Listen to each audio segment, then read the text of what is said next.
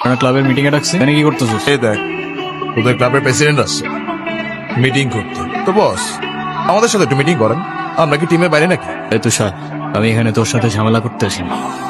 আর তোর আমার সাথে প্রবলেম থাকলে আমার সাথে সর্ট আউট করবি, আমার ছোট ভাইদের বদার করিস না। এই চল, তুই ওদের সাথে ঝামেলা করতে গেছিস কেন? তুই কি রাস্তার পোলাপান যাত্রার সাথে মারামারি করবি? ভাই আমি কেমনি এমনি ঝগড়া করতে গেছি? কেন ওরা তোর ঘাড়ে উঠা বসছিল? ভাই অনুতির গায়ে হাত দিয়েছে ওরা ভাই।